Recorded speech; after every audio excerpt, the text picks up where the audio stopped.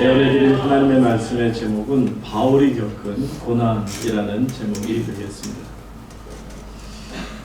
자, 오늘의 본문은 지난번에 이어서 루스드라 성에서 있었던 일을 우리가 계속 듣고 있습니다. 여러분, 지난 시간에 기억나시죠? 태어나면서부터 걷는 것이란, 아니 서는 것조차도 무엇인지를 모르고 태어나면서 안진뱅이가 된 사람이 사도 바울이 하나님의 말씀을 전하고 또 그 말씀을 증거할 때 그 사도 바울을 뚫어져라 주목하여 보다가 사도 바울은 그에게서 믿음이 있는 것을 보며 그래서 선포를 하게 되죠.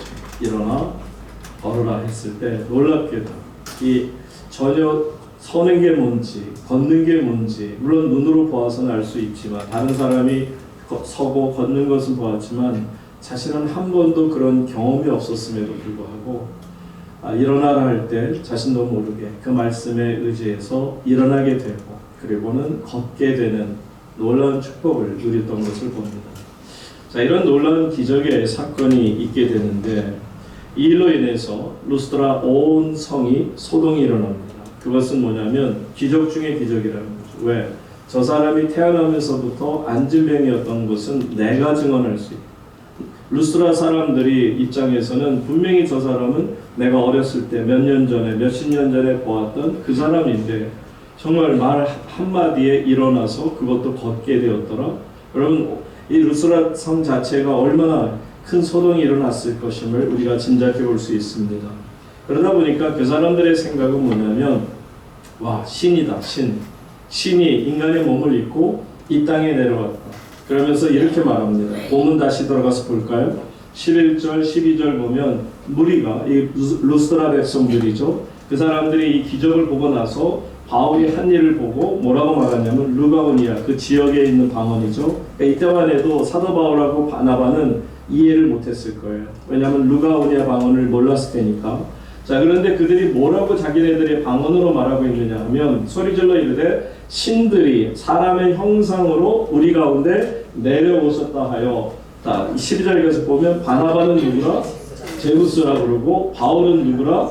그 중에 말하는 자이므로 헤르메스라 하더라. 여러분, 헤르메스 좋아하시죠? 브랜드 중에 얼메스라고 하는 그 브랜드가 가장 비싼 걸 알고 있습니다. 어쨌든 이 헤르메스라고 하는 것이 신의 이름입니다. 남신입니다. 자, 그런데 여기에서 보지만 저 사람 바나바는 제우스다라고 했을 때 제우스라고 하는 것은 말하자면 신 중의 신입니다. 그러니까 the master of gods, 신들의 주인이라고 말할 수 있고요. 그럼 헤르메스는 누구냐면 대변자예요. 제우스 신을 따라다니면서 제우스 신은 가만히 있고 그 옆에서 제우스 신의 이야기를 들려주는 헤르메스라는 신이 있다라는 거죠. 자, 그래서 그런 면에서 바나바는 가만히 있으니 그를 가리켜서 제우스, 그리고 또한 이제 바울 사도는 입을 열어서 하나님의 말씀을 선포할 때 듣는 이들이 놀라운 정말 경험을 하는 것을 볼 때 저 저자가 헤르메스 신이 인간의 몸을 입고 우리 가운데 온 것이다 라고 말하죠. 루스드라 사람들은 당연히 그 헬라적 사고방식을 가지고 그들이 갖고 있는 신화적인 그런 믿음의 세계관이 있었으니 당연히 그런 기적을 볼 때 놀라면서 바나바는 제우스 그리고 바울 사도는 헤르메스라 그렇게 부르는 것이 어쩌면 그들의 문화 속에서 당연한 일이 될 것입니다.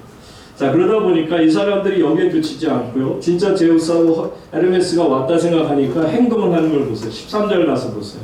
어떤 행동을 하는지 다 같이 읽습니다. 시작.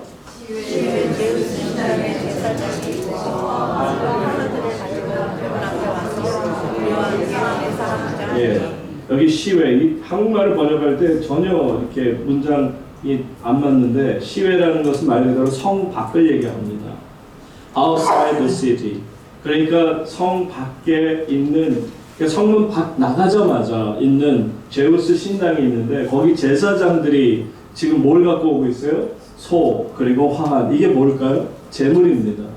그러니까 지금 제우스 신에게 제물을 바치기 위해서 소와 그리고 화환들을 가지고 이제 제사장의 무리, 그러니까 그 제우스 신당에 소속되어 있는 그 무리들이, 제사장 무리들이 이제 온 것입니다. 이 상황까지도 아마 바울과 바나바가 순간 굉장히 당황했을 거예요. 왜냐하면 누가 오냐 방언으로 막 자기네들끼리 얘기할 때 이게 무슨 얘기인지를 처음에 못 알아들었으나 나중에는 당연히 물었겠죠. 지금 무슨 일이 벌어집니까? What's going on? 하고 물었을 때 분명히 얘기했을 거예요. 당신들이 신입니다. 그래서 우리가 당신들을 제사 지내기 위해서 당신 앞에 이렇게 가지고 나오는 겁니다. 라고 말이죠. 여러분, 이것을 듣자마자 바울 사도와 또 바나바가 취한 행동 보세요. 14절 다 같이 읽습니다. 시작. 두 사도 하나가 옷을 찢고 우리 가운데 뛰어가서 소리지르며. 여러분, 바나바와 바울이 그렇게 내용을 듣자마자 자신들에게 제사를 드린다고, 우리가 신들이라고 생각하는 순간 그들은 옷을 찢었어요. 여러분, 유대인들이 옷을 찢는다는 건 무슨 뜻이죠? 다시 말하면 거룩한 하나님에 대해서 불경죄를 저질렀을 때 그들이 감당할 수 없어서 마음을 찢는 자세로 옷을 찢는 것을 말합니다. 그들이 옷을 찢고는 그 무리들, 제사를 드리고자 하는 그 루가오니아 지방 언어를 쓰고 있는 루스드라 사람들 속에 뛰어들어가서 뭐라고 소리 지르는지 보세요. 자, 나같이 한번 계속 15절 말씀 다 같이 읽습니다. 시작. 우리도 여러분과 같은 성정을 가진 사람이라 여러분에게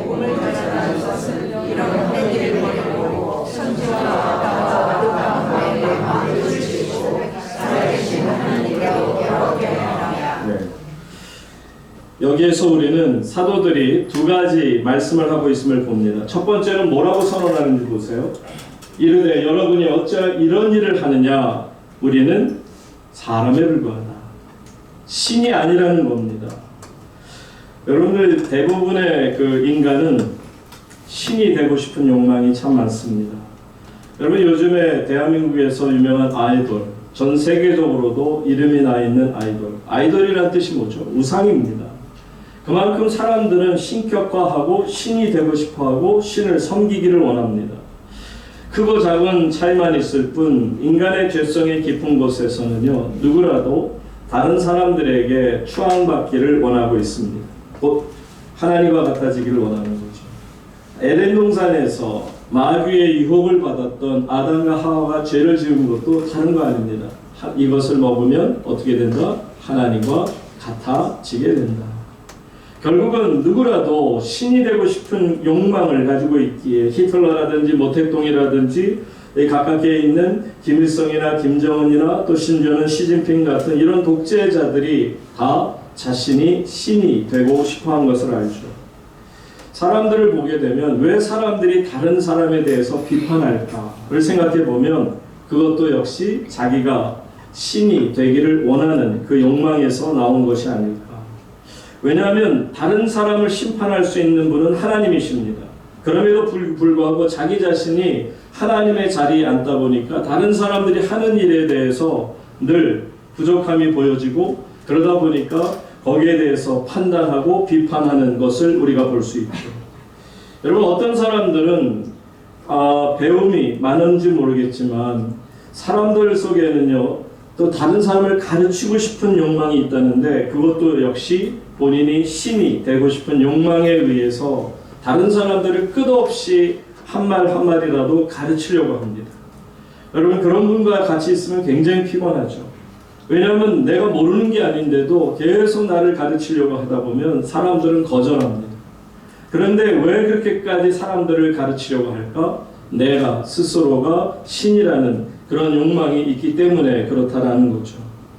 여러분, 예수님께서는 섬김을 받으러 오지 아니하시고 뭐라고 말씀하셨죠? 나는 섬기러 왔노라. 여러분, 이처럼 예수 그리스도께서는 이 세상의 사람들을 지배하기 위해서 오신 것이 아니라 오히려 그들의 부족함을 메워주고 그들의 죄를 씻어주고 그들을 섬기기 위해서 그들의 더러운 발을 씻어주시기 위해서 이 땅에 오셨음을 말씀하고 있습니다. 여러분, 개인뿐만 아니고요, 한 나라가 나라를 대하는 자세도 그렇습니다.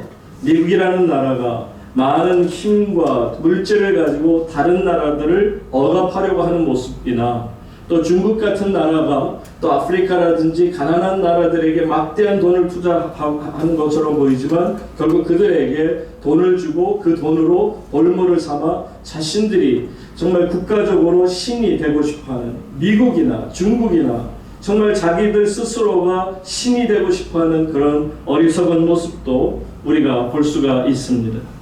그런데 여러분, 바울과 바나바는 뭐라고 말하는지 보세요. 여기에 말합니다. 우리도 여러분과 같은 뭐라? 성경을 가진 사람이, 영어 성경으로 되면 이렇게 되어 있습니다. We are human, just like you. 당신과 같이 우리는 사람에 불과하다, 그렇게 말하고 있습니다. 사랑하는 성도 여러분, 여러분이 이게 얼마나 은혜로운 선언인지 모릅니다. 인간 선언이에요. 인간됨의 선언입니다.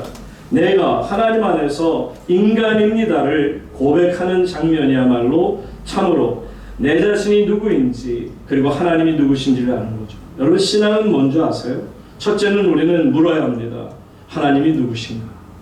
그리고 또한 하나님을 알게 되면 깨닫는 게 있어요. 아, 내가 누구인가를 알게 되죠. 하나님을 모르는 사람은 내 자신이 누구인가를 모릅니다. 그래서 바울과 바나바는 하나님을 알기에 자기 자신이 누구인가를 압니다. 분명히 알죠. We are human. 우리는 사람이다. Just like you. 당신과 같은 사람에 불과하다 라고 말씀하고 있는 겁니다. 그러면서 이 하나님께서 우리에게 주신 말씀은 그거죠. 성경 전체를 보게 되면 나는 너의 하나님이 되고 너는 나의 백성이 되리라.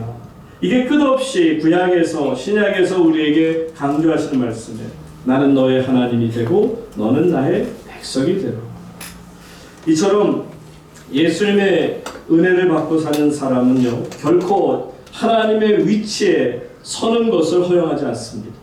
누구라도 내 앞에 와서 무릎 꿇고 당신이 제우스요 헤르메스요 우리의 신이요 라고 할 때 그냥 가만히 즐기면서 그래 내가 원한 건 아니지만 이 사람들이 이렇게까지 나를 칭찬한다면 그냥 그것을 즐기면서 아무 행동도 취하지 않고 마음으로 그것을 흐뭇하게 바라본다면 이건 역시도 신의 욕심을 갖고자 하는 겁니다. 아닌 것은 아니라고 말해야 돼요. No to no. Say no to no. 아닌 것은 분명히 아니라고 말해야 되는 겁니다. 그것을 그냥 은근슬쩍 내가 한 것이 아니라 저 사람이 얘기한 거니까 나는 상관없지. 여러분, 그것을 즐겨서도 안 되고요. 그것에 대해서 그냥 무언으로 그냥 동조해서도 안 되는 겁니다. 분명히 아닌 것은 아니라고 말해야죠. 여러분, 십계명의 첫 번째 계명이 뭐죠? 다른 거 아니에요. 십계명의 첫 번째 계명은 나 외에는 다른 신들을 섬기지 말라는 거예요. 이처럼 여러분 이 말씀 속에는 내 자신 스스로도 신이 되지 말라 하는 말씀도 담겨져 있습니다.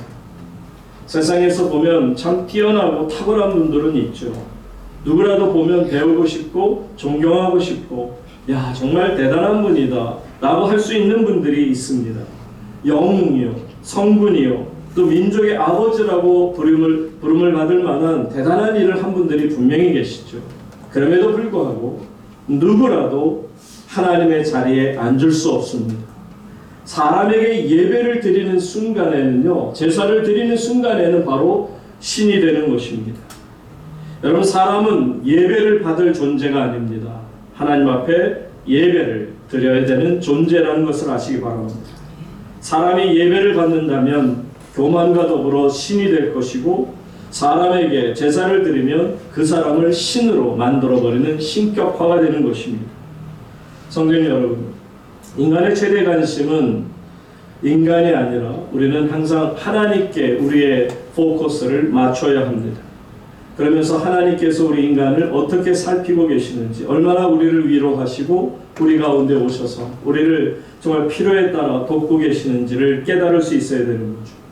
그래서 결국 바울과 바나바는 18절 말씀을 봅니다. 18절 말씀 다 같이 함께 읽겠습니다. 시작. 이렇게 말하여 더욱 우리를 위하여 자기들에게 제사를 못하게 하냐. 결국은 바울과 바나바가 이겼어요. 우리한테 제사 드리지 마세요. 우리 그냥 사람에 불과합니다. 당신과 똑같은 사람이에요. 어떻게 우리를 신이라고 얘기하며 우리에게 제사를 드릴 수 있습니까? 여기에서 우리가 참 많은 은혜를 받는 것은 우리는 끝없이 이 땅을 살아가는 동안에는 이런 싸움이 있습니다. 그것이 내적 싸움이든 외부로부터 오는 싸움이든. 그런데 저는 그 싸움 중에 가장 무서운 싸움은 자기 안에서의 싸움이라고, 자기 자신과의 싸움이라고 봅니다. 자기 자신에게 제사를 드리게 하고 자기를 신격화하고 자기를 우상화하는 모든 세력들로부터 거절한다는 것은 내 자신과 싸워 이긴 사람만이 할 수 있음을 우리에게 보여주는 거죠. 성도 여러분, 이것을 막느냐 못 막느냐가 문제일 뿐입니다. 답을 우리에게 보여줍니다. 옷을 찢어서라도 우리가 신이 아니라는 것을 분명히 하고 그리고서는 그들로 고침을 받게 해야 합니다. 자, 이것이 바로 사도 바울과 바나바가 우리에게 보여준 바로 하나님 안에서의 신앙인다운 모습이라는 거죠. 자, 계속 19절 보시기 바랍니다. 19절 말씀해 보시게 되면, 자, 이렇게까지 겸손하고 하나님 앞에서 자기 자신이 누구인지 하나님이 누구신지를 깨닫는다고 해서 그러면 복이 막 임하는 것, 세상 말로 하면은 막 정말 떡이 오고 뭐가 오고 그러는 축복이 있으면 좋겠는데, 안타깝게도 보세요. 19절 다 같이 읽습니다. 시작. 유대인들이란 기업과 이론을 세워서 우리를 전하니 그들의 돌로 마음을 쳐서 주를 알고 시를 끌어내치니라. 아멘. 안디옥 그리고 이고니온, 여러분 다 이제 지금 계속 성경 말씀을 사도행전을 같이 읽고 있으니까 아시겠죠. 사람들이 때마다 사람들을 선동해서 폭동을 일으키고 이 복음을 전하는 이 하나님의 사도들을 괴롭힌 것을 압니다. 그리고 와서 하는 얘기가 저 사람들 사기꾼이다, 저 사람들 나쁜 사람이다, 저 바울과 바나바는 잘못된 사람들이다 라고 선동했을 때 문제는 뭐냐면 그들이 와서 선동할 수 있겠죠. 유대인들이 얼마나 독한 사람들입니다.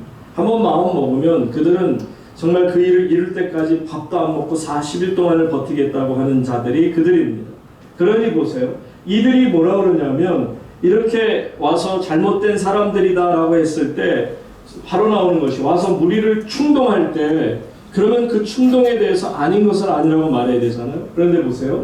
그들이 어떻게 했다? 돌로 바울을 쳐서 죽은 줄로 알고 시외로 끌어냈다. 성 밖으로 끌어냈다는 것을 말합니다. 여러분, 루스라 성 안에 있는 사람들의 심리를 파악하시죠? 분명히 지금 방금 전까지만 해도 뭘 하겠다고요? 이 사람들이 제우스고 헤르메스고 신이라고 얘기했던 사람들이에요. 그런데 조그만 충동을 듣는 순간에 생각이 확 바뀌면서 아, 이 사람들이 진짜 사기꾼이구나 라고 생각하고 그들을 돌로 쳐서 죽이는 일을 했다는 거예요. 여러분, 이것이 인간일 수 있음을 아시기 바랍니다. 여러분, 인간과 인간의 관계라는 게 이렇게 무서운 것임을 우리에게 또한 보여주고 있죠. 분명히 신이라고까지 생각했던 사람들인데 그들 스스로가 우리는 당신과 똑같은 성정을 가진 사람이지 신이 아닙니다. 아마 제가 루스라 성의 사람이었다면 와, 참 겸손한 분들이다, 저렇게 높여주는데도 저 사람들이 진짜 뭐가 있는가 보다 할 텐데 누군가 와서 선동한다고 아 그래? 우리가 똑같은 사람이면 사기꾼이고 그러면 돌로 쳐서 죽여야지 돌로 쳤다고요? 여기에서 참 많은 우리는 은혜를 받을 수 있는 것은, 여러분, 사도 바울을 통해 보는 것은 뭐예요? 복음을 전하면요, 분명히 하나님께서 우리에게 영광을 주십니다. 그렇지만 이 복음을 전하는 데는 영광만 있는 것이 아니라 뭐가 있다? 고난이 뒤따라온다라는 것을 보여주는 것이죠. 복음을 전하는 것은 정말 영광스러운 일입니다. 복음을 전하는 자나 듣는 자에게 하나님의 영광이 나타납니다. 그러나 복음에는 영광만 있는 것이 아니라 고난도 따른다는 것을 우리는 결코 잊지 말아야 되죠. 그래서 오늘 설교의 제목이 뭐라고요? 바울이 겪은 고난입니다. 짧게 세 가지로 바울이 겪은 고난에 대해서 설명을 드리고자 합니다. 첫째는요, 구분해서 볼 때 바울이 겪은 고난, 첫 번째 고난은 어떤 고난이 있느냐 하면 바로 physical hardship이에요. 이 physical hardship이라는 것은 육체적 고난을 말합니다. 이게 몸이 당하는 고난을 말해요. 고린도후서 11장 말씀을 잠시 가서 봅니다. 11장 23절부터 27절까지 보시게 되면 어떤 고난을 받았는지를 이렇게 설명합니다.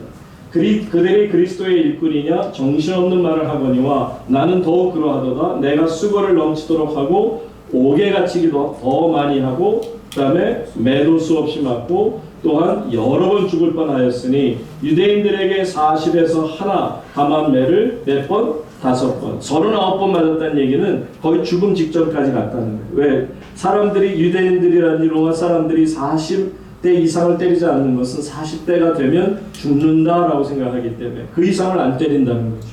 그런데 그 40에서 하나 감한 39대를 몇 번이나? 5번이나 맞았고요. 3번 태장으로 맞고요. 그 다음에 한 번 돌로 맞고요. 이 돌로 맞았다는 얘기는 맞아 죽는 것을 말합니다. 그리고서는 3번 배가 파손하게 되는 것을 경험했고요. 그리고 일주야를 밤과 낮으로 그냥 폭풍 속에서 배가 떠다니는 그런 깊은 바다에서 지냈고, 그 다음에 계속 봅니다. 여러 번 여행하면서 강의 위험, 강도의 위험, 동족의 위험, 이방인의 위험, 시내의 위험, 광야의 위험, 바다의 위험, 거짓 형제 중에 위험을 당하고, 그 다음에 보세요. 또 수고하며 애쓰고 여러 번 자지 못하고 줄이며 목마르고 여러 번 굶고 춥고 헐벗어. 여러분, 한 사람이 이렇게 평생을 살면서 고난을 당할 수 있는 건가요? 이런 육체적인 고난이 바로 사도 바울에게 있었던 고난인 것을 그가 고백합니다. 매도 맞고 잠도 못 자고 추위에 떨고 배고프고 헐벗고 쫓겨다니는 정말 힘든 고난이 복음 전도자의 아픔이었다라는 것을 말합니다. 그것뿐입니까? 여러분, 이런 고난이 있는데요. 그러면 하나님께서 그 복음을 전하는 이에게 좀 더 그 좋은 것을 주시면 좋은데, 보세요. 고린도 후서 12장 7절에 보세요. 이렇게까지 정말 육체적인 그 하드십을 겪는 이 사람에게 여러 계시를 받은 것이 지극히 크므로 너무 자만하지 않게 하시려고 뭘 주셨다? 내 육체에 가시, 곧 사탄의 사자를 주셨으니 이는 나를 쳐서 자만하지 않게 하려고, 나를 교만하지 않게 하려고 내게 뭘 주셨다? 육체의 가시를 꽉 하고 박아 놓으셨다. 와, 하나님 좀 너무하신 거 아닌가요? 육체적인 고난을 이렇게까지 당하는 것도 모자라서, 아니 평상시에 갖고 있는 육체적인 가시가 이 사람이 복음을 전하면서 눈에서 정말 눈을 가려버리며 안질로 인해서 얼마나 많은 고생을 했습니까? 그리고 또 성경을 보다 보면 그가 설교하다가 쓰러진 것을 보면 간질병 환자일 가능성도 말하고 있습니다. 그러니까 이 사도 바울이라는 분은 육체적인 고난이라는 것은 우리 인간들이 상상할 수 있는 수준을 이미 넘어섰다라고 말할 수가 있습니다. 이처럼 육체적인 고난을 받는데요. 그런데 이 피지컬 하드십보다 더 무서운 게 뭐냐면 이모셔널 하드십이에요. 정신적인 고난이 이 사도 바울이 당한 육체적인 고난보다 더 세게 그를 누르고 있었다는 것을 우리에게 보여줍니다. 고린도후서 11장 28절 말씀 보시기 바랍니다. 그가 얼마나 힘들었는지 이 외의 일은 고사하고 아직도 날마다 뭐가 있다? 내 속에 눌리는 일이 있어. 여러분, 프레셔가 얼마나 강한지요? 세상 말로 하면 스트레스가 되겠죠. 그 엄청난 스트레스가 나로 하여금 일어나지 못하게 만들어요. 그냥 몸에서, 저도 정말 힘들 때 보면 침상에 이렇게 누웠는데 마치 손가락으로 그냥 진이 다 빠져나가는 듯한 그런 어려움을 겪는 시간도 있었습니다. 정말 몸이 움직이질 않는, 아예 몸과 그냥 마음이 따로 노는 것처럼 누워서 손가락 하나 움직일 힘도 없는 그런 상태까지 갈 수가 있는데, 바로 이 정신적인 스트레스야말로 사람을 정말 어렵고 힘들게 하는 일인 것을 우리에게 말합니다. 너무나도 힘듭니다. 그래서 모든 교회를 위하여 염려하는 이 스트레스가 보통 심한 게 아닌데, 여러분 여기에서 그치지 않고요. 그의 정신적인 어려움을 하나 더 볼까요? 고린도후서 1장 9절에 사도 바울이 얼마나 힘들었는지 우리 자신이 뭘 받았다? 사형 선고는 이미 끝난 거예요. 사람 마음이 얼마나 눌렸는지 이제는 끝난 거예요. 소망이 없는 거예요. 이는 우리로 자기를 의지하지 말고 오직 죽은 자를 다시 살리시는 하나님만 의지하고, 그러니까 살 소망을 끊어버리게 하시고 우리로 하여금 그냥 하나님 앞에 사형 선고를 받은 상태로 정말 살아가도록 하는 안타까움을 우리에게 보여주죠. 살 소망까지 끊어졌습니다. 자, 여러분, 이 피지컬 하드십, 육체적인 그 고난도 힘들지만 정신적인 고난이 더 힘들다고 한다면 끝으로 spiritual hardship이 있습니다. 영적인 고난이 얼마나 어려운지를 사도 바울이 또한 이렇게 고백합니다. 이 영적인 고난은 두 가지로 나눌 수 있어요. 하나는 자기 자신의 영적인 고난, 또 나아가서는 이스라엘 백성 자신들의 동족이 당하는 영적인 고난을 그는 몸소 자기의 것으로, 예를 들면 여러분들이 사는 이 대한민국, 저희가 대한민국 사람으로서 대한민국이 지금 어려움을 당하고 있다면 그냥 남의 정말 남의 불 보는 것처럼 그렇게 보는 것이 아니고, 아픔을 가지고 고통을 가지고 정말 영적인 그런 아픔으로 이 백성이 하나님 앞에 돌아오기를, 하나님 앞에 죄 지은 것을 회개하고 돌아오기를 기다리는 이 마음이 바로 사도 바울의 나라와 민족을 위한 영적인 고난이었어요.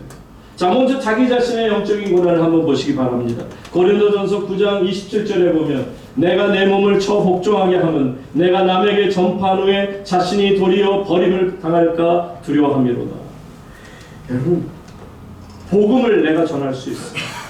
제가 강대상에서 복음을 전하면 여러분은 예배당에 와서 듣고 은혜를 받을 수 있어요. 그런데 문제는 뭐냐? 여러분이 은혜를 받고 신앙을 갖게 되고 하나님 앞으로 나아갈 수는 있지만 제 자신이 타성에 젖어서 그냥 앵무새가 읊조리는 것처럼 아무 생각도 없이 복음만을 전하다가 여러분 하나님 앞에서 하나님의 영광을 가린 그런 목회자가 되고 설교자가 된다고 생각해 보세요. 지금 사도 바울의 고민이 뭐냐면 내가 이렇게까지 복음을 전했지만 쓰임받고 버림받을까 무서워. 여러분, 심각한 겁니다. 하나님 앞에서 쓰임받고 버림받을 수 있습니다. 분명히 예수님 말씀하셨어요. 사람들이 예수님에게 다가옵니다. 예수님, 내가 예수님의 이름으로 귀신도 쫓았어요. 내가 예수님의 이름으로 기적도 행했습니다. 내가 예수의 이름으로 무엇을 행했습니다 라고 자랑할 때 예수님 한마디로 말씀하십니다. I don't know who you are. 나는 네가 누군지 모른다. 여러분, 쓰임받고 버림받을 수 있음이 사도 바울의 첫 번째 자신을 향한 영적인 고민인 겁니다. 그치지 않는 고통이 있어요. 로마서 9장 1절로 2절도 보세요. 정말 바울의 영적 고민이 이런 겁니다. 내가 그리스도 안에서 참말을 하고 거짓말을 아니하노라. 나에게 큰 근심이 있는 것과 마음에 그치지 않는 고통이 있는 것을 내 양심이 성령 안에서 나와 더불어 증언하노니. 여러분, 사도 바울이 지금 얼마나 솔직한 고백을 하는지 몰라요.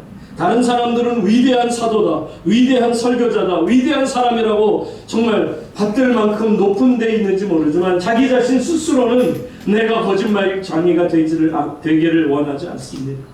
내게 큰 근심이 있고 마음에 그치지 않는 고통이 있는데 내가 혹이라도 하나님의 영광을 가리고 선한 양심을 갖지 못할까 두렵습니다 하는 고백을 말합니다.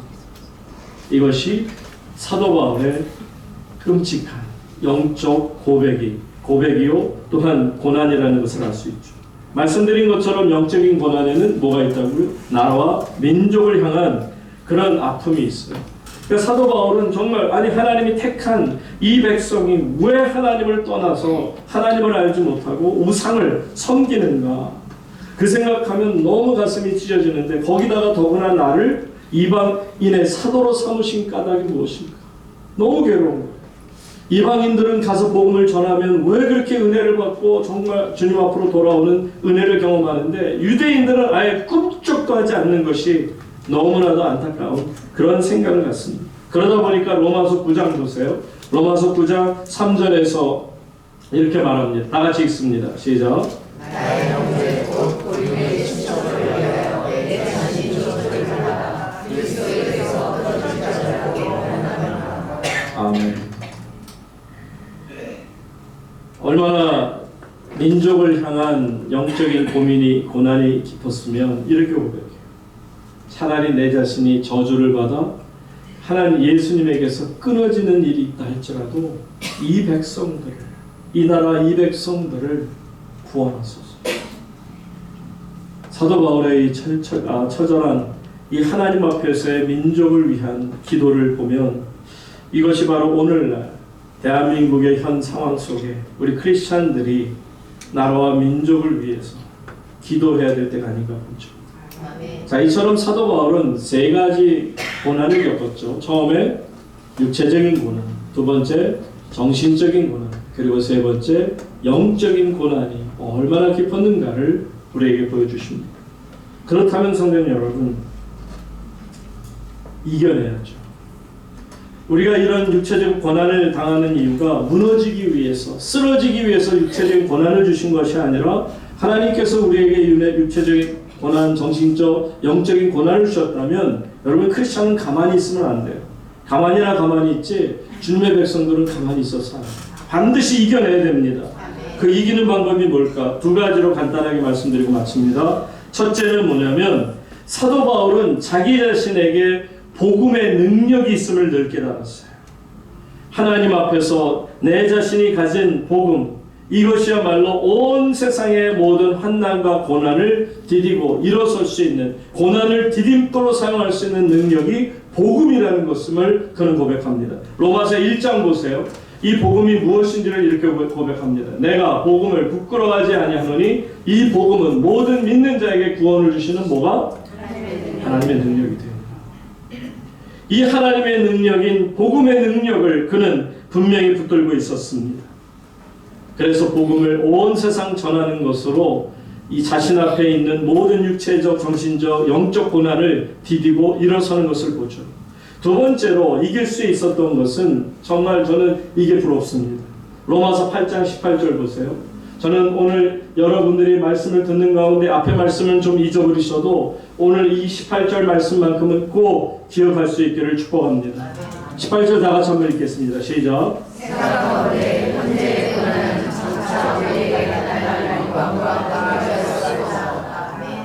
지금 고난을 당하지만 육체적, 정신적, 영적인 고난이 나를 한없이 누르고 있지만 그래도 내가 이것을 이길 수 있는 능력이 내 안에 있는데 그것은 바로 뭐라? 하나님의 영광에 이를 것이다. 여러분, 하나님의 영광이 뭐예요? 하나님의 영광이라고 하는 것은 하나님의 거룩함, 하나님의 순수함이에요. 쉽게 얘기해서 이 땅의 게 아니에요. 이 땅의 것이 아니라 이 땅에서는 영광을 찾을 수 없어요. 누가 대통령이 된다? 영광스럽다? 아닙니다. 내가 올림픽에서 금메달을 땄다? 영광입니다.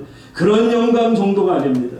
하나님의 영광이라고 하는 것은 이 땅에서는 듣도 보도 못한 하나님 나라 속한 거룩함으로 가득 찬 정말 은혜가 기쁨과 감사와 평안으로 가득 찬 상태가 하나님의 영광입니다. 사도 바울은 장차 우리에게 나타날 그 영광, the glory, 하나님의 영광이 이 세상 어떤 고난과 비교할 수 없다는 거예요. 이게 사도 바울의 고백입니다. 그러니까 그냥 사정없이 육체적으로, 정신적으로, 영적으로 짓누름에도 불구하고 그는 solely their glory야. 하나님의 영광을 위하여, 오직 하나님의 영광을 위하여 라며 한 걸음 한 걸음을 달려가는 것을 봅니다. 사랑하는 우물교회 성도님 여러분, 19절 보시게 돼, 본문 19절 가서 보시게 되면 사실 사도 바울은요 죽은 줄 알았다는 거예요. They thinking he was dead. 그가 죽은 줄 알았다라고 되어 있어요. 그가 바울로 돌로 맞아서 죽은 줄 알았다. 그러니까 한마디로 그 사람들이 한두 명도 아니고요. 자기네들이 돌을 던졌는데 머리 깨지고 발 깨지고 그냥 온몸이 다 망가져서 그냥 축 늘어져서 그걸 보니까 숨도 붙어있지 않는 것 같아서 그래서 질질질 drag him out. drag이라는 것은 끌고 나가는 것을 말합니다. 영어 성경으로 분명히 말하기를 끌어내치니라, 끌고 나갔다라고 말합니다. 그리고는 시체들 두는 죄수들이 있는 거기에다 그냥 던져버립니다. 여러분, 사도 바울은 죽었습니다. 나중에 보시게 되면 사도 바울이 이때 아마 3층 천이라고 그러죠. 하나님 나라를 경험한 것 같아요. 그래서 자신이 몸 안에 있는지 몸 밖에 있는지 모르지만 3층 천을 천후에 천후에 또 천후에 천이 되는 그곳에 다녀온 잠깐의 언급을 하는 것을 보면 어쨌든 이 루스트라에서 그는 돌에 맞아 죽어 사람들이 질질 끌고 나가서 시체들 속에 던져놓았던 거예요. 그런데 하나님은 그를 살리셨습니다. 그를 살리셨어요. 더 놀라운 게 뭔지 아세요? 그를 살리셨음에도 불구하고 20절 21절 보니까 보세요. 바울이 일어나 어떻게 했더라? 그 성은 어떤 성이에요? 루스트라 성이에요. 그 루스트라 성에서 돌에 맞아 죽은 것이, 사람들이 막 돌로 쳐 죽일 때 그 눈이 시퍼렇게 떴던 그 바로 무시무시한 성으로 다시 들어가요. 여러분, 사도 바울은 하나님의 영광만을 위해 사는 사람입니다. 죽음조차도 두려워하지 않는 거죠. 그 다음에 보세요. 더 놀라운 것은 2절 1절에 복음을 그 성에서 전하여 많은 사람을 제자로 삼고 그 다음에 다시 루스드라와 어디로? 이고니온과 안디옥으로 계속해서 복음을 전하는 사도 바울의 모습이 우리에게 큰 영감을 줍니다. 사랑하는 우물교회 성도님 여러분, 우리는 이 땅을 살면서 고난을 당할 때가 있어요. 그것이 육체적 고난이든 정신적 고난이든 영적인 고난이든. 그러나 우리는 그 고난을 두려워하지 않습니다. 왜냐하면 그 고난은 우리가 장차 하나님 나라에서 누릴 거룩한 영광에 비하면 아무것도 아니라. 사도 바울이 하나님 나라 영광을 체험하지 않았어요. 인간의 언어로 표현할 수는 없지만 그 가운데 기쁨과 감사로 일어났을 것이고요. 그 시체들 가운데 일어나서 그 루스드라 성, 자기를 죽이는 그 성으로 다시 들어가서 그곳에서 하나님의 영광을 누리는 모습을 보세요.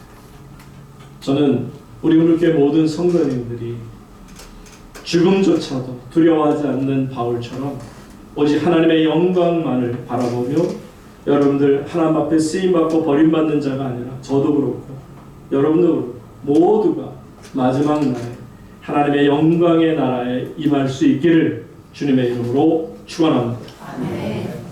하나님 아버지, 외부로부터 오는 고난, 내적으로 당하는 고난, 어떤 고난이든 하나님 두려워하지 않게 하옵소서.